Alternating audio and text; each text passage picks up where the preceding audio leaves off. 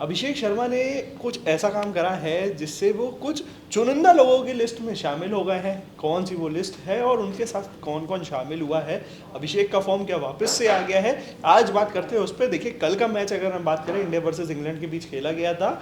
पूरे मैच का रिजल्ट नहीं आया, इंडिया की ही बैटिंग आपको सिर्फ देखने को मिली, बारिश की वजह से मैच वॉश आउट हो गया। बट इंडिया के कैसे हालात थे उस पर भी बात करेंगे। देव सर हमारे साथ मौजूद है। सर, अभिषेक को देख करके लग रहा है कि अभिषेक तो नहीं ड्रॉप होंगे वैभव के लिए। बिल्कुल अभिषेक को एक बड़ा झटका तो लगा ही था, क्योंकि ऑलमोस्ट एक साल के बाद उनकी जो आईसीसी T20I की जो पकड़ थी नंबर 1 रैंकिंग पे, वो फिसल गई उनके हाथ से। उनके खुद के टीममेट ईशान किशन ने उनको रिप्लेस कर दिया। दोनों सनराइजर्स में भी साथ साथ खेलते हैं, लेकिन जिस दिन इंडिया इंग्लैंड से पहला अपना सीरीज़ शुरू करने वाली थी, T20I सीरीज़ शुरू करने वाली थी, उसी दिन खबर आई कि अभिषेक शर्मा की रैंकिंग नंबर 1 से नंबर 2 पे चली गई है, क्योंकि उन्होंने फर्स्ट बॉल डक मारा था आयरलैंड के अगेंस्ट, जो पिछला जो T20I मैच हुआ था संडे को। तो ये एक बड़ा झटका लगने के बाद आई थिंक उनके लिए एक तरह का एक वेकअप कॉल था अभिषेक शर्मा के लिए, और उन्होंने अपना बल्ले से जवाब दिया अपने क्रिटिक्स को। आईसीसी रैंकिंग शायद उनको वापस नंबर 1 रैंकिंग मिल जाए इसके बाद, बट उन्होंने फिर से 20 बॉल में शतक, हाफ सेंचुरी बना ली। ऐसा लग रहा था कि पहला जो T20I हुआ था आयरलैंड में, उसमें भी उन्होंने 19 बॉल में 50 मार ली थी, लेकिन अंपायर्स के कुछ लेट डिसीजन के बाद उन्होंने तो सेलिब्रेट भी कर लिया था अपना 50 मारने का।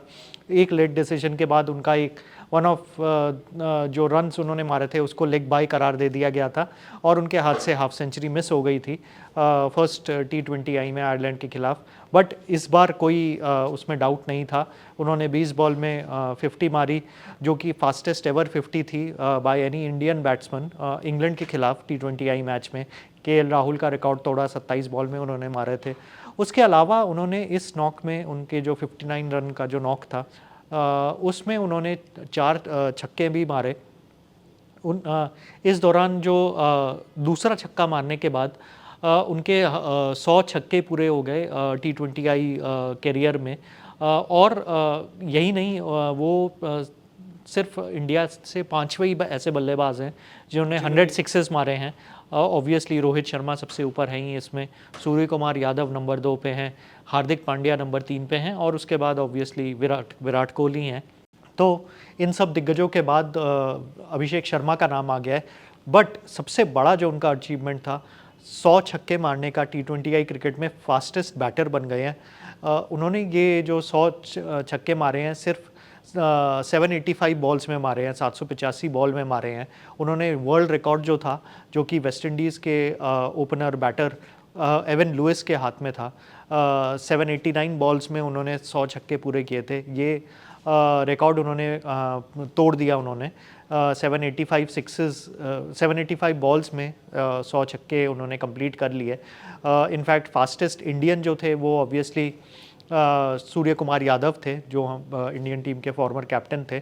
उन्होंने भी 1000 के ऊपर बॉल्स लिए थे 100 सिक्सेस पूरे करने के लिए T20I क्रिकेट में। बट अभिषेक शर्मा का एक और वर्ल्ड रिकॉर्ड हासिल कर लिया उन्होंने इस छोटे मैच में।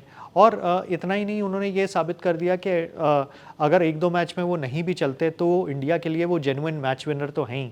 जब वो चल जाते हैं तब हार्डली ऐसी कोई बॉलिंग अटैक है जो उनको रोक सकती है, जो उन्होंने फिर से साबित कर दिया। लेकिन ऑब्वियसली दूसरी तरफ Sanju Samson once again fail हो गए, तो उनके लिए आई थिंक प्रेशर बढ़ता चला जा रहा है, क्योंकि स्क्वाड में ऑब्वियसली सब लोग वेट कर रहे हैं कि वैभव सूर्यवंशी कब डेब्यू करेंगे।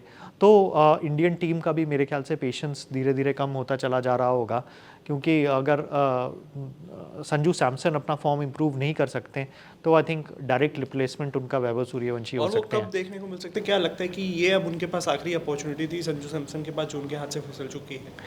देखिए, इतना जल्दी तो उनको टीम से निकालना मुश्किल है, क्योंकि उनके लिए जो चीज़ उनके एडवांटेज में है वो ये है कि T20 वर्ल्ड कप में हमने देखा था कैसे 3 क्रूशियल मैचेस में, जो आखिरी सुपर 6 का मैच था वेस्ट इंडीज़ के अगेंस्ट, फिर उसके बाद सेमीफाइनल और उसके बाद फाइनल, ये 3 बहुत बड़े बड़े मैचेस में संजू सैमसन का बहुत बड़ा रोल रोल था, 96 नॉट आउट, 89 और 89 उन्होंने मारे थे, प्लेयर ऑफ द टूर्नामेंट बने थे। तो आई थिंक ये जो 3 नॉक थे, इन्होंने काफ़ी एक लंबा रोप दे दिया संजू सैमसन को टीम में रखने के लिए। ये एडवांटेज ऑब्वियसली सूर्य कुमार यादव को नहीं मिला है। अगर सूर्य कुमार यादव ने भी ऐसा कुछ करके दिखा दिया होता जो मस्ट विन मैचेस थे इंडिया के लिए, तो आई थिंक उनके लिए भी सीन डिफरेंट होता। शायद उनको आयरलैंड और इंग्लैंड के अगेंस्ट सीरीज़ में खेलने का मौका मिल जाता, शायद उनको कैप्टनसी उनके पास रह जाती। लेकिन संजू सैमसन को ये बड़े मौके, ये जो बड़े मैचेस थे उसमें मैच विनिंग परफॉर्मेंसेस दिखा के उन्होंने एक अपने लिए थोड़ा सा लाइफलाइन एक तरह से अपने आप को दे दी है।